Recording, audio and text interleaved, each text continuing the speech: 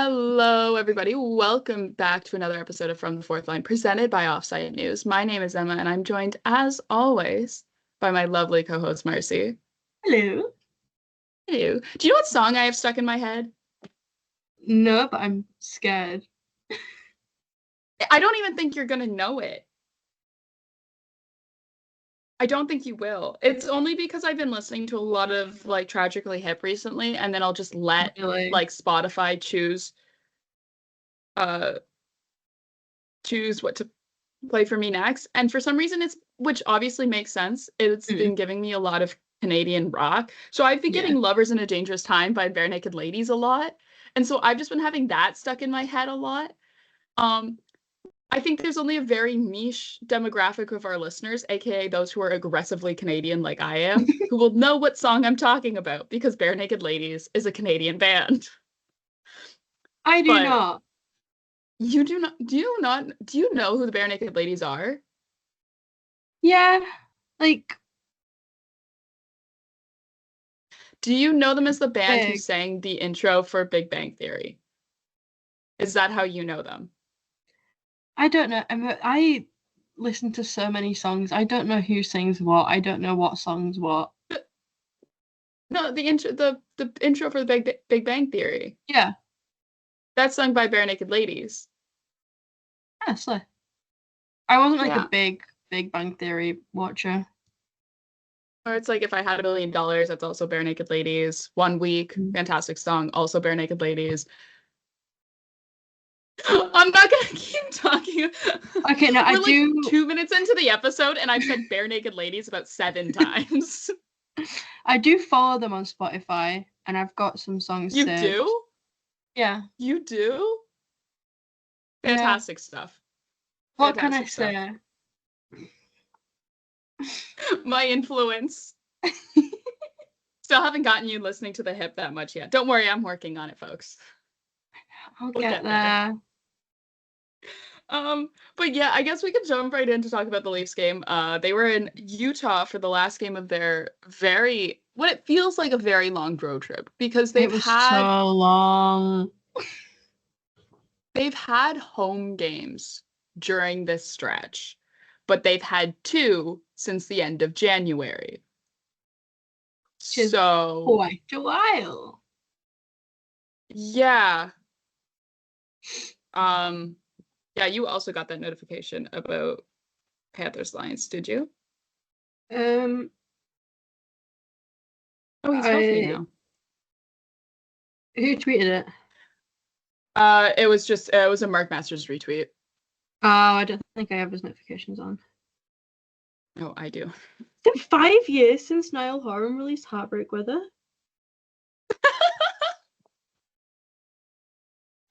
That's so unrelated Sorry, to anything we were talking about. I'm checking my notifications and it just popped up. Anyways, but yeah, so it was but even though they've had 2 home games, they've been one-off home games. Like the Leafs played at home to come back from 4 Nations, and then they immediately went on the road, and then they were on the road, and then they came back, played a home game against San Jose, but then immediately went back on the road again.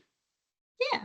So finally they're home for a considerable stretch. They're home until the 20th, and then they're in New York again.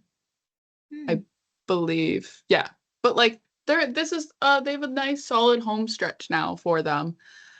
Which is good because I think there's just there's something nice about playing at home. Yes, for sure. You can be like, well, they've had games at home, they've had games at Scotiabank, but it's it's different when you can actually relax at home and be in your home and also buy groceries. Be able to go out and buy groceries and not just right, because you're not going to be home for you're going to be home for more than 2 days, so you can actually go and be like, oh, I'm going to buy some strawberries or something. I don't know, I've been getting really good strawberries at the grocery store recently. I'm excited to start buying strawberries again. I love strawberries. I put them in with Underrated like coconut pick. Greek yogurt. We have actually stuff to talk about. Ooh. I'm getting distracted by strawberries. Okay, I will say one last thing about the schedule. Thank you, Daylight Savings, because I have like so many 11 p.m. games for the rest of the month now, which is exactly what I need because I need to be able to sleep at a normal-ish time. It's Yeah, great. that is the thing. There's daylight savings. That was Sunday before this game. So if you're wondering how my sleep schedule is doing, not great. Oh I dear. always struggle. I always struggle. I find even an hour of time change really messes me up. Mm, Um, just 'cause, yeah. mm. But yeah, the Leafs were in Utah to take on the Utah. The Get a Utah. name, I beg you, please. I do not think Please. hockey club is cool. I do not like it. I think it's dumb. Get yourself a name, please. Mm. It was where it was Joseph Wool making a start his I don't know how many starts this season, taking the start against Vamelka, who is fresh off of a 5-year extension.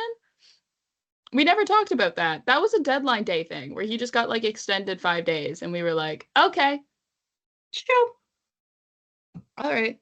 But yeah, it was fairly a similar lineup uh than Colorado. Except for the fact that Pontus Holmberg was moved down to the fourth line, Nick Robertson was out of the lineup, and that means Kelly Yarncroke was on the second line, which is, I think, preferably maybe where I'd want him to be. The Mm. nice thing is the Leafs have a level of flexibility with their lineup with, those three forwards that you can kind of Yeah. slot around and move up, and or you can move Bobby McMahon up to the second line or whatever you want to do and just kind of shuffle in with there. But they definitely did have, I don't want to say lost the flexibility in their lineup with the trades of like Dewar and stuff and losing those guys, but like because they didn't like whatever, and we never talked about Ryan Reeves going on waivers. Oh yeah. Yippee! That happened. So like you don't have Ryan Reeves there, which um yeah, all right. But yeah. Anyways, I didn't watch did you watch any of this game live? No, it was a really late game for me, I think. It was a 10 p.m. start, so it was a late game for me. I listened to most of the first period because every other Monday is my trivia night that I um Trivia. do. Big trivia fan over here. But every so and our trivia ended at 10, so I just popped on the radio broadcast Mm, because it was a regional broadcast, and so I wouldn't have been able to get it on my phone. mm. Um so I was not about to mess with around with like on hockey and stuff. I was like, I'll just pull up the radio broadcast, Yeah. and I listened to it while me and my roommate Rachel and I were walking home from trivia. We didn't win, but we had a great time. Oh. Yay, well So done. that's what matters. Exactly. I I From love the fourth trivia. line trivia night when? I'm thinking we do an off-season quiz. We have some friends Yeah. on and we do a quiz, like bar down style. Yeah, that'd be fun. Um, but yeah, but in the first period, William Nylander, I honestly think he's going to hit 40 this year. I think he can do Mm, it. I know he has this habit of like when he's close to a milestone like that, like cooling down quite a bit, and like I mm. don't know if he gets like in his head about stuff or whatever, but like I think he Get can do it. nervous. Yeah. It was kind of I don't want to say fluky, but like it was just like wacky. Wacky. I don't know. It was a weird one. Mm, Where I went back and I rewatched the goal like afterwards because that's what happened while I was listening to it on the radio. And but it was a setup from Marner. Love, love, brilliant work, guys. Keep it up. I'll check 3 more. Yeah. It was on the power play as well, which um, you Things we know, love to see. things we love to see because I am right when I say that, yeah, the power play is fine. I don't know why people are complaining about it. People love to complain. People do. But yes, and then again near the end of the first period, Calle Yardcroke for the Swedes gets his first of the season in his third game back. Again on the power play. Again, loving the power play. Loving both units of the power play, actually. Where Calle Yardcroke is left open in the high slot. And not really in the high. Yeah, in the high. Well, more so over by the I've tried. Yeah, no, in the high slot. He was high slot. Left open. Why are you doing that, Utah? Why are you leaving Calle Yardcroke open in the high slot? Maybe the scouting reports hasn't come out on him yet because he's missed so much of the season. But that's his first of the season. It feels great to get that for him. And it's one of those things where it's like, that's a huge acquisition for Toronto in terms of the fact of like, basically a deadline acquisition is getting Calle Yardcroke at the time that they did. And he's, 15 goal scorer? Usually, like, that's his like yeah, like last year in 52 games he got 10 goals, and then the year before in 73 he got 20, so which was a career high. But if you're looking at like a 10 12 like 10 to 15 goal scorer through the rest of the season, is huge for the Leafs in terms of that scoring ability that he has. So, and it's basically for free. Like, you already had him. He just wasn't playing this season because of injury. But yeah, and then we go to the second period. In what I love this. Simon Benoit gets his first of the year. Originally, it looks like they were going to review it for high stick for Steven Lorentz, and it was going to be his goal. But it's very obvious that it doesn't hit Steven Lorentz. It hits Dylan Gunther's elbow and then deflects in. But Simon Benoit's first of the year, his first in like 90 games. Because it's his first since his empty netter against Winnipeg. Oh my God. When we faced Winnipeg twice in the span of a week. Because we talked about those games. They're podcast games. Yeah. Oh my God. Time is real. Yeah, where it was like, I think like Ryan Reeves had a good game that one too. But that goal against Winnipeg last year was an empty netter. So you'd have to go even to the season before for his last goal against a goalie. Oh my God.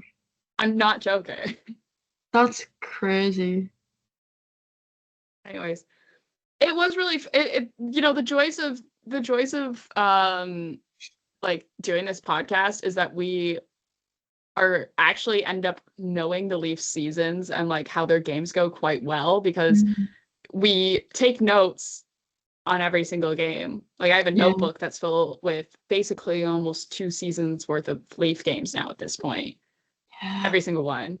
And then also as well, we then sit down and talk about games. So you're doing that like double methods, like it's like a study method essentially that you're using. We're revising a test that doesn't exist. Yeah, no. When is someone going to quiz us about the Toronto Maple Leafs? I don't know. Let's 2 pull seasons. A random man off the street. He will quiz us to prove our knowledge. See how well we know the Toronto Maple Leafs. But yeah, so Benoit gets a goal. It's great. Puts the Leafs up 3-0 in the second period, and the review, I will say, took forever. And I am of the opinion that I know sometimes it takes a while to find all the angles and everything, but like I'm of the opinion of if you cannot make a decision in a certain period, like minute and a half decision on a call, you like review's done. Can't get turned over. Like if it's not like if you're like having to break something down frame by frame or like zoom in, like enhance or whatever, like if you can't decide on a call that quickly and have it be like absolute like, yeah, this is the call, unanimous, I guess was maybe the word I was looking for, then like you can't like then the review's done and you can't turn over the call because it's one of those things where it's like then there's like we're dealing with like I think the review for this one went on for like 4 minutes, and I'm sitting here, and already again, it's like 10 o'clock at night. First of all, it's a late game in Utah. The game in Utah started at 8 local time, so it's already late there. And then Mm. also in Toronto, it's 10 p.m. Like it's a 10 p.m. start. So I'm falling asleep on the couch waiting for this like review at the point where I'm like, I don't even really care anymore. Yeah, like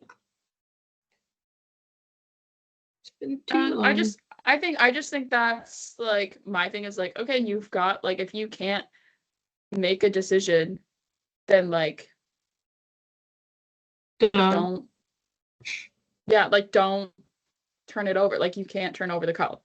Hmm. I will because I was watching a PWHL game last night and where the review went on for 5 minutes to see if a call was a 2 minute minor or a 5 minute major What's the for point? against Sarah Fillier for contact to the head against Erin Ambrose. Mm. 5 minutes in the mid like I was like, what are you doing? Communicating with the like league office with carrier pigeons? Why is it taking 5 minutes to see? And it's especially one of those things too. It's like once you see it on the replay, I could be like, well, there's the head contact. Mm. Like I like it took me I saw the one angle that they showed in the replay Mm. and I was like, oh yeah, there's the head contact because head and neck is still head contact. Mm. She got cross-checked to the neck. Okay, 5 minutes. Game misconduct. How hard is Good. it? Why does it take 5 minutes to review anything? It should not, because if you're taking No. that long, then you're splitting hairs. And then when you're Mm. coming, and I know you want to get the call right, but at the end of the day, if it comes down to splitting hairs, tie goes to the runner. Tie goes to, like Yeah. call stance, whatever. Like, anyways. But yeah, in case you were feeling sleepy though, Simon Benoit makes sure that you were wide awake immediately Yes. following that goal, by fighting Michael Kesselring off the draw and going in with the Oh. Superman punch. I'm sure everyone's seen the pictures of this. I've seen We every have angle possible. every day I wake up and there's a new angle of the Simon Benoit Superman punch. Every day I wake up. It's Thursday. The game was Monday night. I think I've seen about 7 different angles. Mm. It's fantastic. Um, Incredible stuff. but like that was like he got like actual like serious air. For Yeah, a he guy was who like, is like he got air. This is a 6'2" man getting hang time to get height on a guy 3 inches taller than him. he's like a frog. Yes, I did look up the heights of Simon Benoit and Michael Kesselring to make that point. Oh, but no, he was so graceful. He flew, and oh, And it's just incredible stuff, I will admit. Very, very cinematic. He was like, oh, I just saw an opening and went for it, which is like, I don't think they really think. But like incredible stuff. Won the fight as well. Like I think even if he had like lost, I think even like if you gone into hockey fights, people will still be like, yeah, that's it. yeah. Incredible stuff. I was surely awake. I think everyone else at home was awake. Um, and then if it's not better, when they're showing him sitting in the box, you can see him relocate his thumb back into place, He's not real. which is incredible stuff. And like I know people are like, oh, that's crazy. Like, why do it's like it's one of those things where it's like if your joints, like some people have joints that just like pop out of place easier than others. And it's also one of those things where it's like the more joint pops out, the easier it is for it to pop out again. Yeah. I say as someone who has never dislocated anything in my entire life, but I have a friend of mine who I went to school with, like I went to elementary and high school with her, and literally like in the middle of gym class, she would have to sit down and like pop her knee back into place. She'd be like, hold on. We'd be like mid dodgeball game. She'd be like, hold on, guys, and like sit down and like pop it back in. Oh my god, my knees. Oh yeah. Like this was like middle school too. And we were like, holy crap. Yeah. I strongly doubt that she's listening to this, but Hey girl. shout out to Samantha. Big up Samantha. Friend Friend of the show. of the show. But yeah, so he was actually asked about like how it like did it hurt to relocate his stomach back into place? He's like, no, I didn't really feel it, but he was like, I don't know if it's the adrenaline or if it's just like sometimes they just get caught in jerseys and stuff and they pop out, which is like fair. I don't know. Look, I've never like fought anyone I like, so it's like not that I'm like makes sense, but like I've never experienced it firsthand. Mm. And then that was when like the highs kind of died off for the Leafs. They kind of fall out of it. I don't know if like Simon Benoit like totally took them out of their focus and that they were all like, dude, what just They were happened? like, whoa. Because I know Joseph Wool was like, I was kind of taken aback actually. Of course you were. But they kind of fell out of it and allowed 3 straight goals in the span of like 4 minutes or something stupid. Classic Leafs.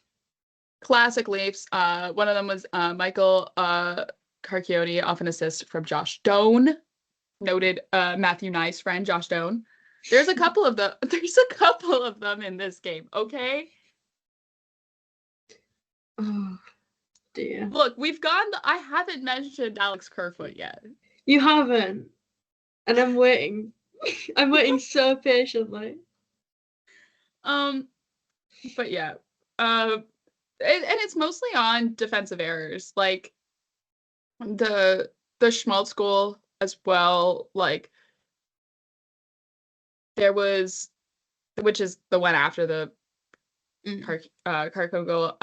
It just like, you had you had Logan Cooley, another noted Matthew Nice friend. Friends of Matthew Nice game. They were both like he was net front and he had both John Tavares and Brandon Carlo on him for no reason. Like mad respect to Logan Cooley. He does not need to be double teamed like that. No. And then it leaves Nick Schmaltz like wide open at the side of the net. And I think maybe it was just a miscommunication. I will like because like we know Joseph Wool is a fairly vocal goalie. From what the Leafs have said, they're like, yeah, the number 2, like the top 2 like most vocal guys I've played with is like Anthony Stolarz and Joseph Wool, like in that order. Yeah. And they've said that quite often. So maybe it was a miscommunication from John Tavares, maybe it was a miscommunication from Brandon Carlo, whatever it is. It's one of those things. Those will get ironed out come the playoffs. I'm like sure of it. It's their second game playing together. They've had one practice and a morning skate. It's like those little things where I'm like, give it a month and we'll be fine. These guys are tired. It's like whatever. I'm not gonna excuse them by being tired. Yeah. But yeah, the Schmaltz just it's one of those things where it's like it's those little sloppy mistakes like that where you're like, oh yeah, well. No wonder they're scoring on you. But also as well, you felt the impact of missing Chris Tanev again for another game. Like his impact on his ability to provide, like to block scoring chances by the other team is needed in the Leafs. And it's one of those things where it's like you don't realize how much work he does for the Leafs in terms of stopping offensive chances. Then when you don't have him for 6 straight games. Yeah. I think that's kind of like where like I stand on the Barrett Hayton goal, which is the one that has the has the team tie, like that has Utah tie it. It's just one of those things where it's like you needed you needed a you needed a Chris Tanev there. I don't know. I'm sorry. Like, Yeah. much like, yeah, just was getting screened in front by like 4 different guys, and you just needed a Chris Tanev there on that left on that right side, sorry, to block the shot. Yeah. Come home, So Chris. unfortunately, I will say Mikhail Sergachev still good against the Leafs. It's nice that we don't have to play against him on the Tampa Bay Lightning, but he's still good. Yeah. We knew that, but yes, like I said, Alex Kerfoot was in this game, did not register a point Oh, against his former my team. favorite teammate. There was at one point though where he high sticked Morgan Riley in the face, and I laughed. Once making sure Morgan Riley was like fine, but I did laugh because I think it's absolutely hilarious. Only just in the way of like those two have been friends since before they were both Toronto Maple Leafs, because they both grew up in Vancouver and were like minor hockey teammates, and then Besties. like childhood friends, and then they played on the Leafs. And so I had a laugh. Excuse me for seeing like, oh yeah, Alexander Kerfoot high stick against Morgan Riley. Ha ha. Sue me. But yes, this game would go to overtime, in which no one would score in overtime and would require a shootout. The second shootout for the Leafs in a week after not having one all season. Just sure. Fantastic work, guys. Absolutely, like, great. Yeah, no, of course, this is exactly what I wanted on a game that had a 10 p.m. EST start time. Absolutely, what I needed was a shootout. Fantastic. Oh, yeah, just 10 out of 10 stuff there by Toronto on that one. Nylander would not score on his first. I can actually read through the attempts here. Nick Schmaltz, miss. William Nylander, miss. Logan Cooley, miss. Joseph Bull said no. Austin Matthews would score off of like one that he just sort of like floated in. It was gross. It looked like he was going for like it was going to be a big heavy shot, and then it just like floats in like a changeup.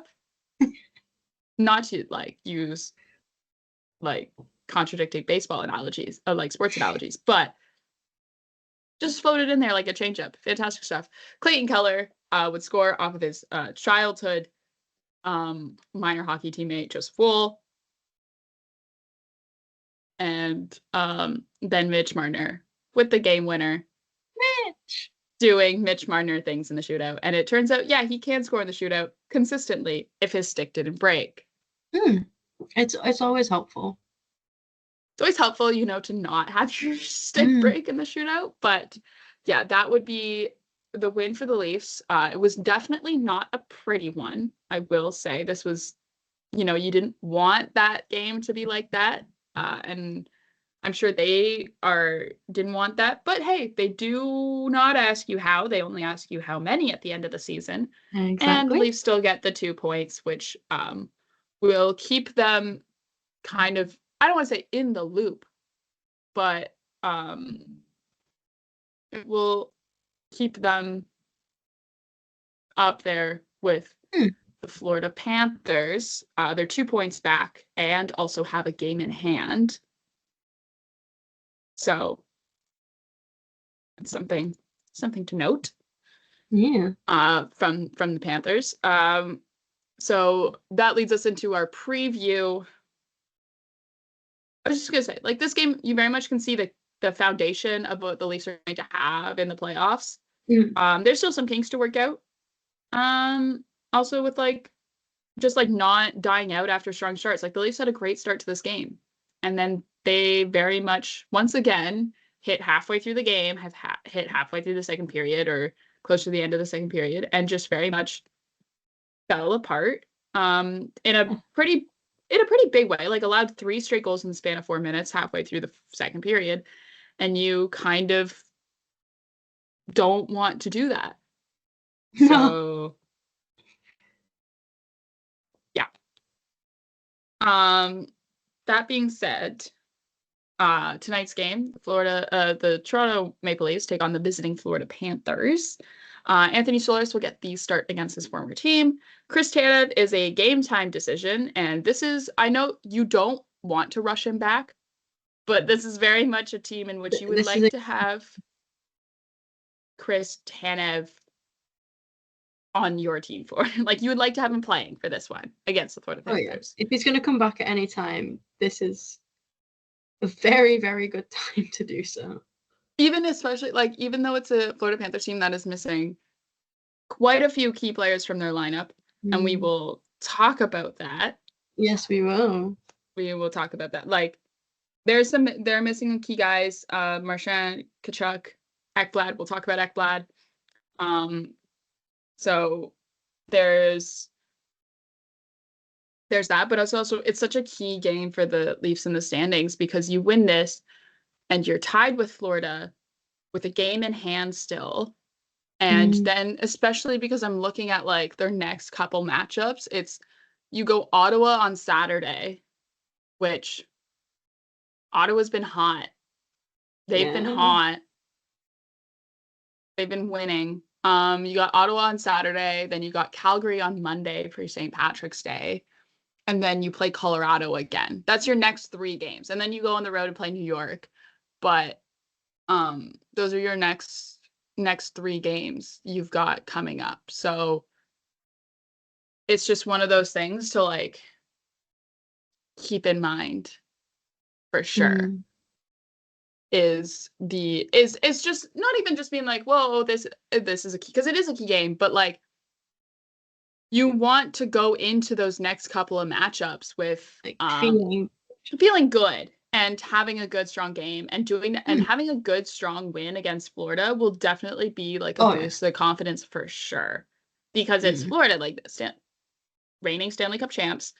That's the team you're fighting for first in the division with, and it's a team also that like is going to be a playoff contender as well. So we will see. I will say I did like Calle Yarncroke on that second line, so we'll see if that's what stays. It was an optional morning skate this morning for Toronto, so we didn't get line rushes, but based on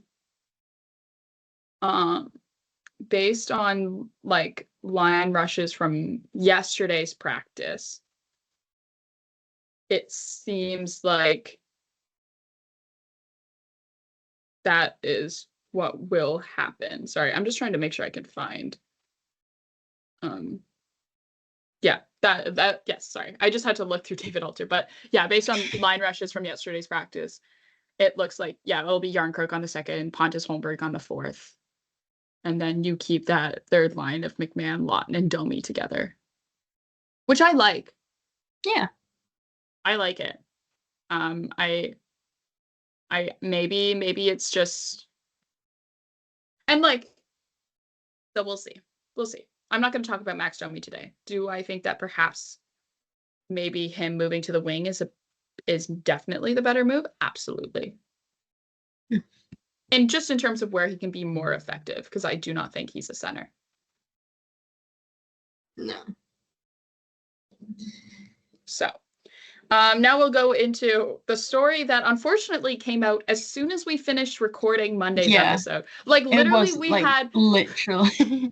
We even like stuck around afterwards to talk a little bit after we recorded Monday's episode. We had some little things to iron out and stuff.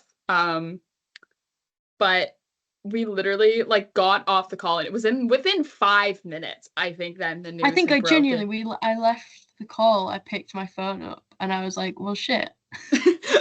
Like, okay. And the news was that Florida Panthers defenseman Aaron Ekblad has been suspended 20 games for performance-enhancing substance use.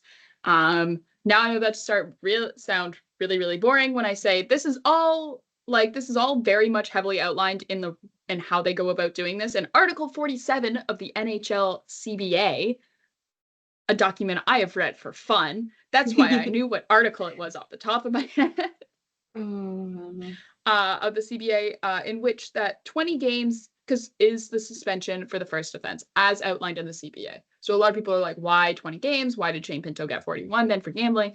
Well, first of all, Shane Pinto's involved more legal connotations because he was breaking the terms and conditions of the betting app, not necessarily breaching anything with the CBA. I think I've explained that multiple times at this point. But 20 games outlined in the CBA is the suspension for the first offense in terms of breaking those rules outlined by the league. It's one of those things where it's like, it's very easy to, I feel like I'm about to heavily imply some things right here. It is very easy for players to work around these rules because they only do mandatory testing throughout the season twice. They do it once as a no-notice testing during training camp at the start of the season, and then they do it once no-notice testing throughout the regular season and playoffs, in which the testing cannot occur on a game day or when the team or on an off day. So you can only be tested for performance-enhancing substances, because they don't call them drugs in the CPA, they call them substances, for performance-enhancing substances on a day where the team has a scheduled practice or meeting. So I'm about to imply something really heavy when I say it's easy to see how a lot can slip through the cracks here. And it was one of those things that I was seeing reports from like former players or insiders and stuff talking to players being like, in order to get caught, you have to be really unlucky or dumb. Yeah. I'm not saying that the NHL is in like a steroids era right now, like MLB was in like the late 90s, early 2000s, where like everyone was on steroids, but there is also a very extensive list in terms of substances that count, again, like that are banned by the NHL. It's very long and extensive. I do not know what the list is because it is not public, which I think is maybe smart. It's not public, but like teams have access to it, players have access to it, the league has access to it. Obviously, the union has access to it. I can let you know though that some of the things that like are included on there is like Adderall. If you are an NHL player who is diagnosed with ADHD and requires Adderall prior to this version of the CBA, like prior to the 2012 CBA, you were not allowed to take it at all. Like you were not allowed, like Adderall was one of those banned substances, is one of those banned substances, I should say, because it's a stimulant. So obviously, they don't want players like who are abusing it, but like you couldn't take it at all if you had ADHD. In that 2012 CBA, they introduced something called a therapeutic use exemption, which means that if you have to take, because you have diagnosed ADHD, if you have ADHD or if you have to take any other medication for a doctor like approved like therapeutic use, maybe it's OCD medication or it's anxiety medication or it's depression medication or whatever it may be that you need to take because it's medication for you. Like it's not, you're not taking it to like boost your game or whatever, you're taking it for another reason for your health. You can apply for a therapeutic use exemption with the league, and they will then allow you to take said medication. That is something that players can now do, so players can get exempt to take Adderall and stuff. I'm just name dropping Adderall like crazy because that's one of the ones that I know absolutely is banned in the NHL unless you have an exemption for it. But yeah, so obviously this is kind of like I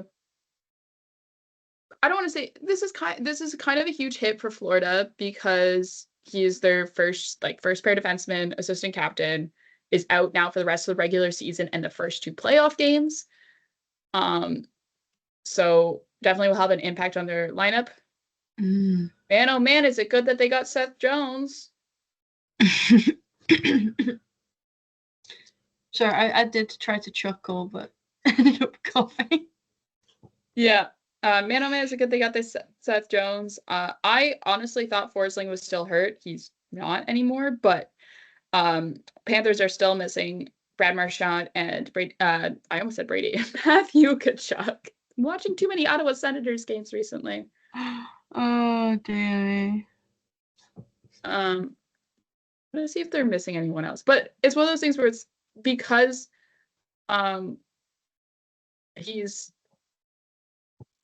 uh because Aaron Ekblad he's suspended without pay. His cap hit, his like cap hit does his salary doesn't go against the Florida Panthers cap. Mm. But the problem is that I've heard from Florida Panthers games is that they just don't have anyone to like call up. Oh dear. In terms of the fact of like any other reigning Stanley Cup team, their like prospects are a little bit depleted. Yeah.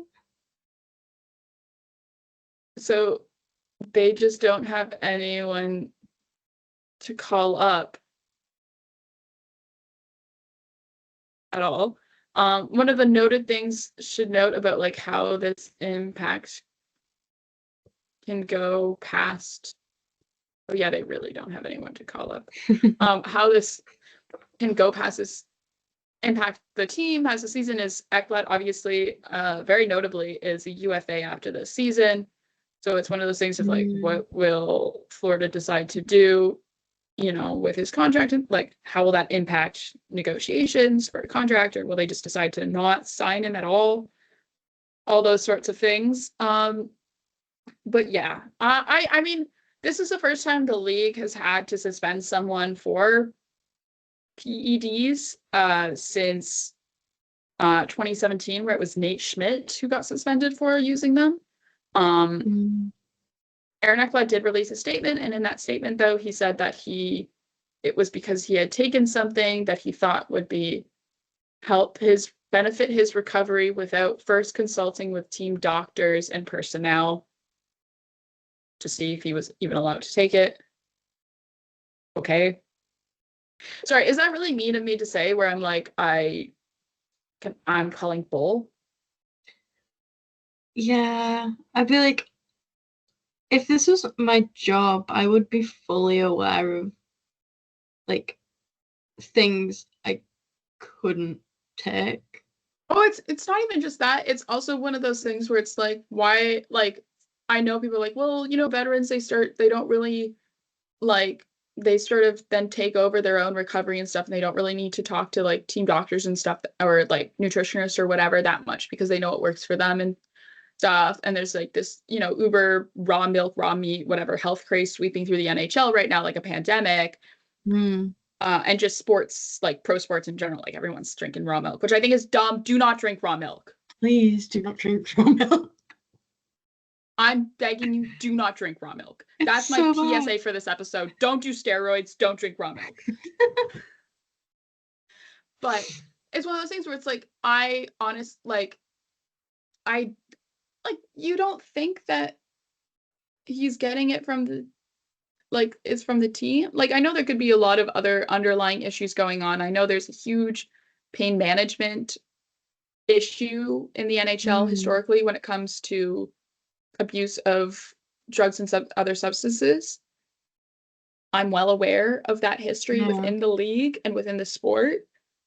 And it's one of those things where it's like I can't see a situation where a player is not and this is me going like open secret that guys are like a lot of your favorite players are probably on prohibited substances at some point. Because it's very easy to work around the testing because it's very lax. Yeah.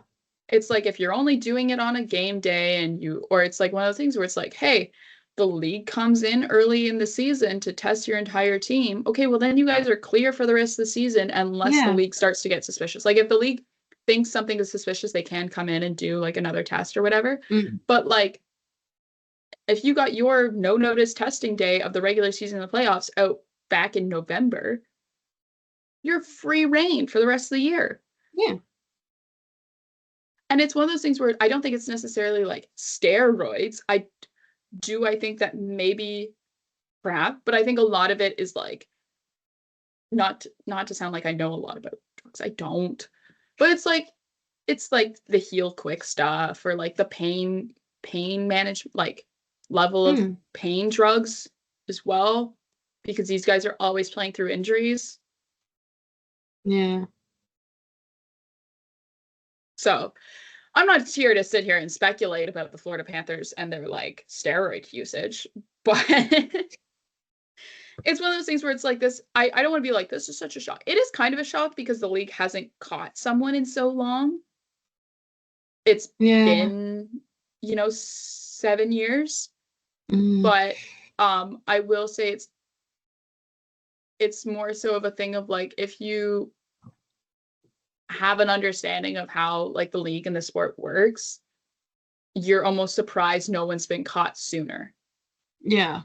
But then you look into how lax the testing is. It's all outlined in Article 47 of the CBA. Like literally, if you just Google like NHL CBA, the PDF comes up and you can just like scroll or search for Article 47 and like read through it if you want to. It's actually, I will say the CBA is a fun read depending on what section you look at. If you're looking at any of the stuff that involves like math and stuff, really boring.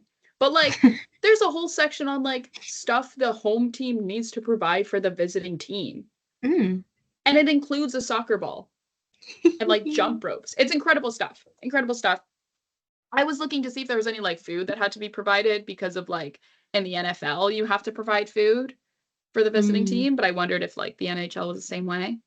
I was curious, okay? Yeah. I wanted to see because it's all it's in the CBA. Any question that anyone's like ever asked me, because I now have a reputation as someone who has read the CBA for fun about like knowing a lot of stuff, which is true. CBA person. But it truly is, I am the go-to person for that sort of stuff. But yeah, so Florida's missing Marchand and Tkachuk, so they're missing, now they're down 2As. I thought they were still missing Forsling, but he has returned, which is, I think, big for Florida in terms of the fact of like he is their other first pair of centers, not first pair center, first pair defenseman. So then you're moving up Seth Jones into that pair. But I will say I'm looking at the lines for tonight's game from like for Florida, and it's like I recognize these names, but also like wait, let me have a nosy. It's like for Hagee, Barkov, Reinhart, Samsiskevich, Bennett, Rodriguez, Luosterainen, Lundell, Boquist, Greer, Sturm, Nozick, Gajovic,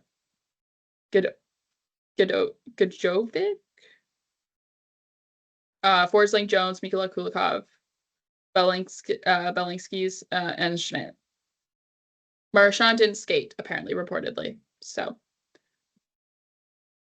it's still dangerous. I'm sorry. Yeah. I am 21 years old and afraid of Carter Verhaeghe. Yeah. Yeah. I'm sorry, I am. And that's okay. I'm afraid of him. He's too good. And he used to be. I don't like it. And the Leafs used to have him. Oh dear. In their system. He was a Leaf draft pick.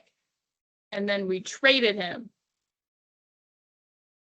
for Michael Grabner.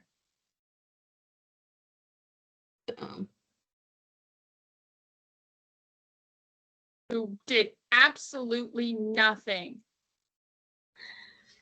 Yeah. In 80 games, he was 9 goals, 9 assists. Jesus. Oh, dear me.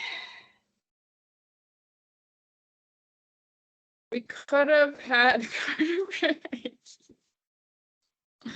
Anyways, I'm afraid of Carter Verhage. He scares me. Not in like a, ooh, he's scary, but like just in the way he's so good that he scares me. Anyways, I wanted to do a brief little standings check-in while we're here. Yes. Because of the I don't know if you've looked at the wild card recently for the East. I'm about to.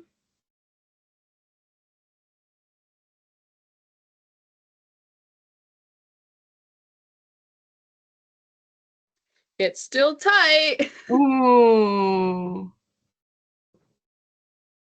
Who's it gonna be? I will say Montreal, had they have won last night against Seattle, they would have had an opportunity to move into wild card spot over Columbus. But alas, they lost an OT with a Brandon Montour goal 4 seconds into OT. But I will say it's tight. It's tight.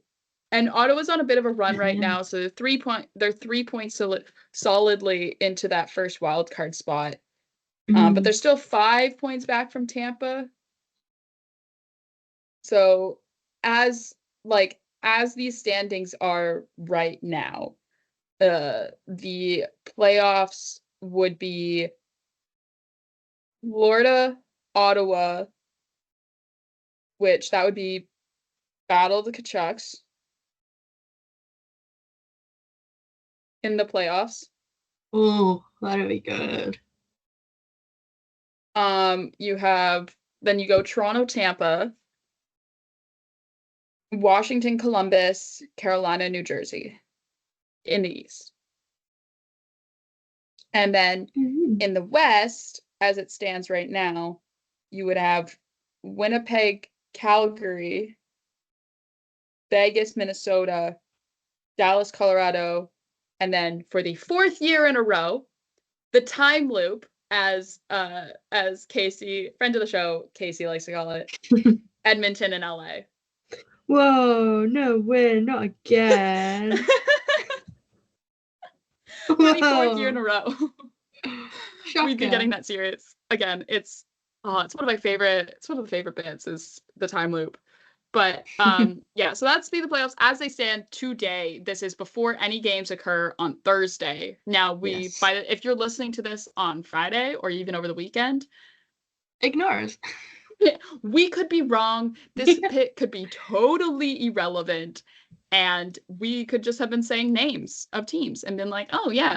But I will say Montreal does have the opportunity, like they're close. They're fighting for a playoff spot, as is basically almost every other team in the East, except for like Philadelphia, Pittsburgh, and Buffalo. But even then, stuff can happen.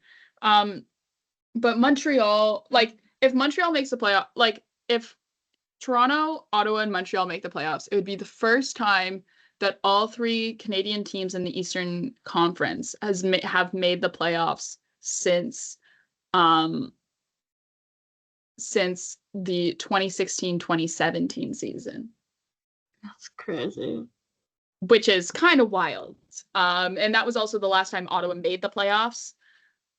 They then went on to the Eastern Conference Final, where they lost to the Pittsburgh Penguins in double OT off of a Chris Kunitz goal. I bring that up every time. Yeah. Because every time I do, my radio co-host Tyler gets really upset. Every time I bring up specifically the full. But there'll be something for sure. I mean, in the West, there's a good chance that like most, if not all of the Canadian teams could also be in the playoffs. I don't know, like Vancouver and Calgary are very much fighting for the same are very heavily fighting for the same wildcard spot. Like they're back and forth. Like it seems like every other game, it depends who wins and who loses. They played each other last night, and if I look it up, I believe it was won by, yeah, it was won by Vancouver in the shootout, um, as well off of Connor Garland. So, but it's one of those things where it's like back and forth constantly. So we'll see. I don't see Minnesota sliding that much further back to give up their spot in the wild card. Mm. They that would like put Calgary and Vancouver both in that wild card spot, but it is something to watch because like St. Louis is only a couple points back. They're 2 points back. Utah's 2 points back. So there's a little bit more of a spread. Like there, it's still close. It's still a close wild card. There's just less teams in on those Yeah. Western Conference wildcard spots than there is in the East, where it seems like it's basically everyone. Because you have Montreal at 69 points, nice. And then New Nice. York, Detroit, and Boston are all tied at 68. Islanders are at 65, which with less than 20, even with less than 20 games, like they've got 18 games left. That's 5 points back of Columbus. That's still Yeah. anything can happen. Anything can happen. So you never know. I will say I am waiting for like when we get like the so and so is mathematically eliminated from the playoffs. Those are always fun. I love those. That's maybe really mean of me to say. But I don't know, like San Jose Sharks, when are you gonna get mathematically eliminated from the playoffs? This is not even me being mean. This is me just asking a question. When are they? Because they're at 43 points. Yeah.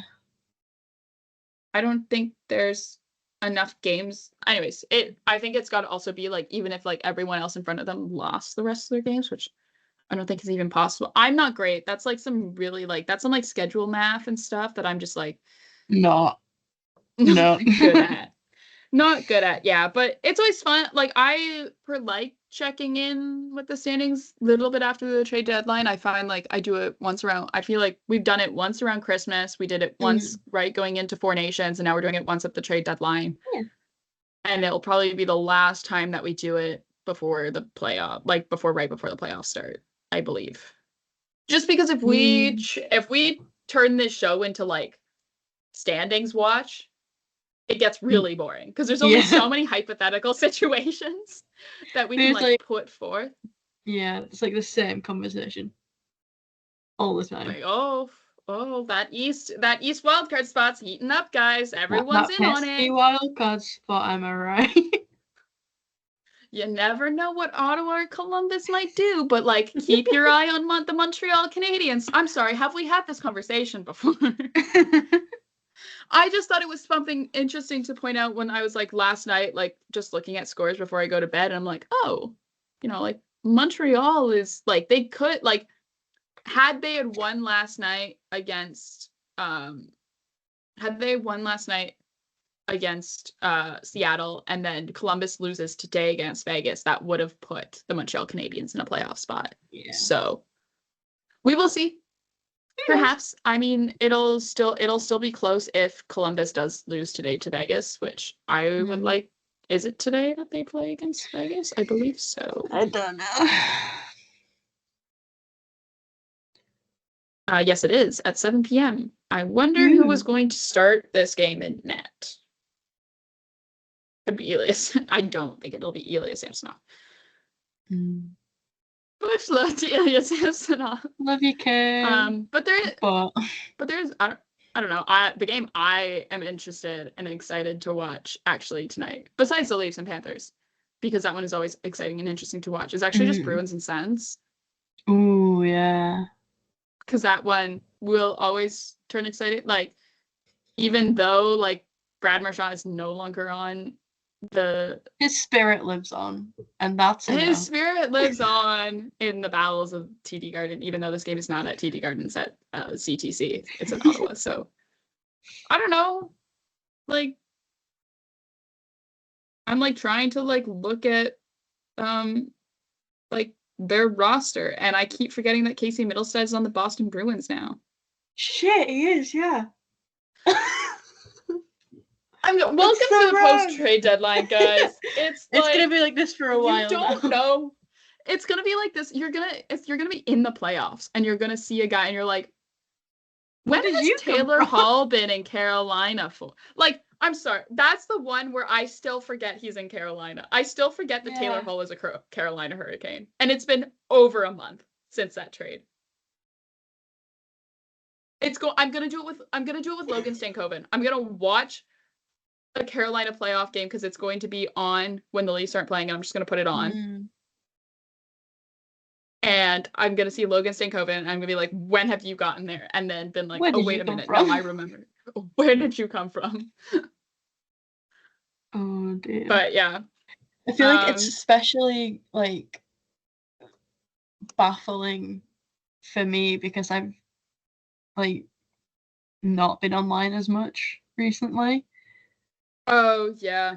So it's like I'll see something and I'll be like, I didn't even know this happened. Oh, but no. We do have fun.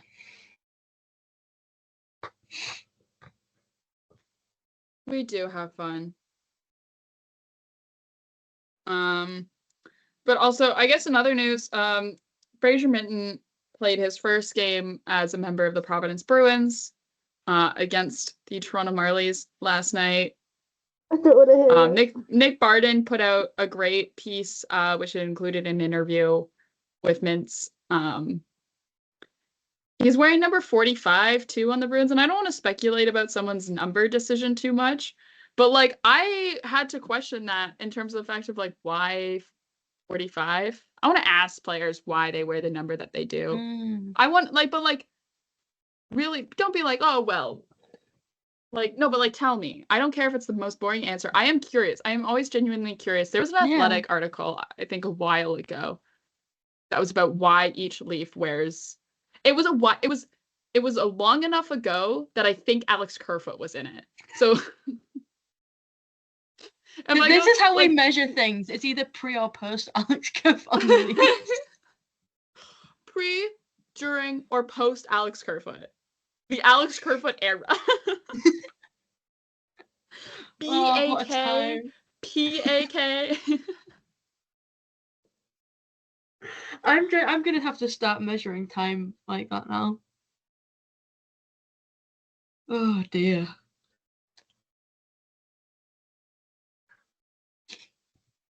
Oh, here we go. Yes, I did find it. It was The Athletic. And it was from 2023. Please send me this.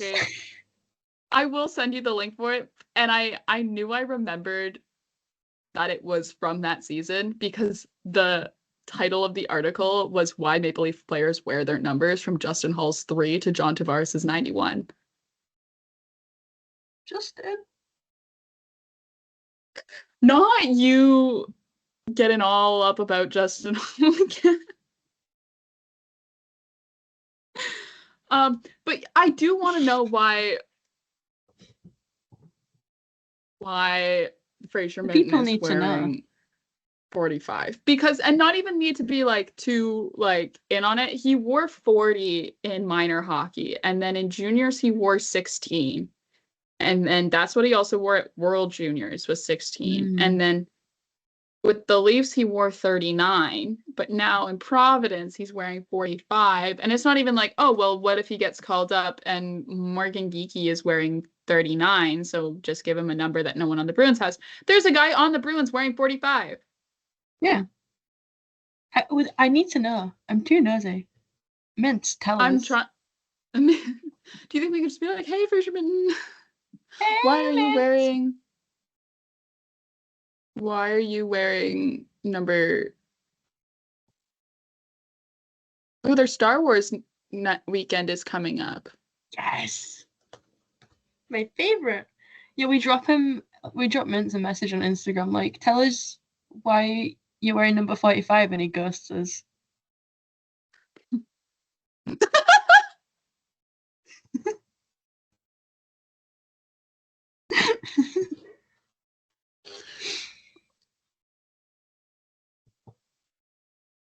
Anyways, Star Wars.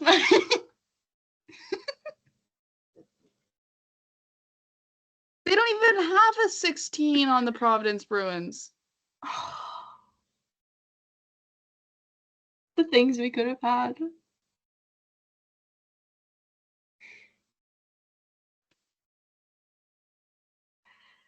Ah, dear me. Anyway, sorry, I'm getting distracted now. Sorry, I'm like going through the Providence Bruins like website. Anyway, sorry. That is one thing I want to say. Do wish Fraser Minton all the best of luck, but hopefully not too much luck. The fact that this trade is in the ass in about 5 years.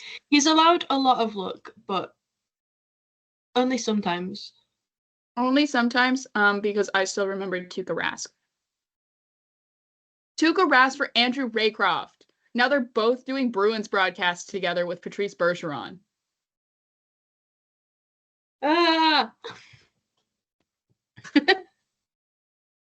But yeah, I mean, I don't know. Like, we've hit the point in the season, and I don't want to say, like, I think we've hit the point in the season for, like, as a team that is fairly certainly going to make the playoffs. It's just a matter of who we play.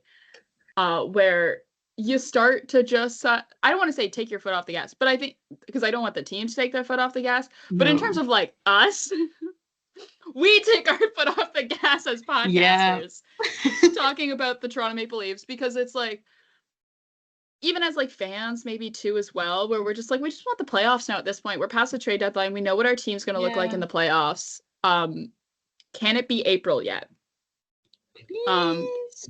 Maybe I don't want the stress of the playoffs. Don't say can it be April, because that's when my diss is due. Yeah. It's not allowed to be April ever. But the I don't want to say like the stress of the playoffs. The playoffs are fairly stressful.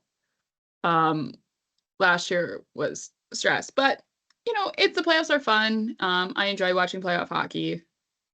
So, but I think, I don't know if you have anything else to add. We did discuss briefly. If you haven't seen it, go watch Brandon Montour's OT winner last night against Montreal Canadiens. It literally 4 seconds. Fastest OT winner, beating the previous record of 6 seconds set by various numbers, including Matt Sundin. And then ties for fastest to start a period, which ties multiple players, including James Van Riemsdyk with the Toronto Maple Leafs. He did it. Leafs legend. There was like a couple of other guys, but like those were the only 2 names that stood out to me for obvious reasons. Yes. So, but yeah, go watch it. It's sick. It's like, oh my, it's one of those things where I'm like, I don't think I've seen someone attack off the face-off like that in a while. I watched and maybe it and I was like, ooh.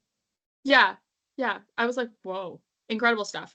Brandon Montour is very good, and he is a very scary player to play against. And it's one of those ones where he's a guy who I think the Florida Panthers could use right now. Yes. But they don't have him anymore. Anyways, with that being said, I think we're going to end the episode here unless you have something else to say. Yeah. Fantastic. Look at us go. All right, guys. Thank you guys so much for listening. We'll be back on Monday to discuss tonight against Florida and Saturday against Ottawa. Yeah. So we'll be back. In the meantime, you can find the show wherever you get your podcasts. You can also follow the show on Twitter at From the Fourth Line. That's fourth with the number 4TH. We also are partnered with Offside News. You can find Offside News on all social media platforms. You can all at Offside News Co. You can also find all the articles that get written for the site at offsidenewsco.com. And in between episodes, if you really miss us or you want to see some game analysis from us or just us, our comments on whatever I tweet. Whatever we tweet. I think I was complaining about having to break in a new pair of Birkenstocks. You were. I've been saying how much I miss Fraser Minton and tweeting about Joseph Wall. So, classic. The usual. You can follow us on Twitter, though, at 60 Leafs for Marcie, at PearB1 for myself. You guys, so much for listening. It's been a pleasure. We will be back on Monday. In the meantime, go Leafs go. Go Leafs go.